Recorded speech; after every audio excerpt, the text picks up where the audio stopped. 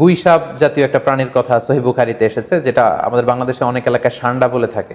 তো এই গুই সাপ জাতীয় প্রাণী খাওয়া কিন্তু হারাম নয়। আমরা সহিহ বুখারীর বর্ণনায় জেনেছি যে আল্লাহ রাসূল সাল্লাল্লাহু আলাইহি ওয়াসাল্লামের স্ত্রী মাইমুনা রাদিয়াল্লাহু তাআলা আনহার বাসায় আল্লাহ রাসূল সাল্লাল্লাহু আলাইহি ওয়াসাল্লাম সহ অনেক সাহাবারা খেতে বসেছিলেন। সেখানে একটা প্লেটে গুই সাপকে ফ্রাই করে দেওয়া হয়েছিল। তো রাসূল সাল্লাল্লাহু আলাইহি ওয়াসাল্লাম খেয়াল না করে সাধারণ গোশত মনে করে সেখানে তিনি হাত দিচ্ছিলেন। তখন অনেক সাহাবারা, মহিলা সাহাবারা বললেন, ইয়া রাসূলুল্লাহ, এটা তো দব, এটা তো গুই সাপ।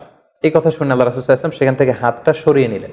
তো এই দৃশ্য দেখে খালিদ ইবনে ওয়ালিদ রাদিয়াল্লাহু তাআলা আনহু উনি জিজ্ঞেস করলেন, ইয়া রাসূলুল্লাহ, গুই সাপ খাওয়া কি হারাম?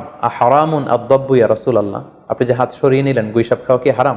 আল্লাহ রাসূল সাল্লাল্লাহু আলাইহি ওয়াসাল্লাম বললেন যে না, গুই সাপ খাওয়া হারাম নয়, তবে আমি এটা খেয়ে অভ্যস্ত নই, আমাদের এলাকাতে এটা পাওয়া যায় না, এজন্য আমি এটা খাচ্ছি না। তাহলে বোঝা গেল এক্ষেত্রে এটা রুচির সাথে সম্পৃক্ত। সো গুই সাপ হালাল বলে যে গুই সাপ আমাদেরকে খেতে হবে, সান্ডা আমাদেরকে খেতে হবে, এমন কোনো কথা নেই। আপনার যদি রুচিতে কুলায় আপনি খাবেন, আর রুচিতে যদি আপনার না আসে তাহলে আপনি খাবেন না।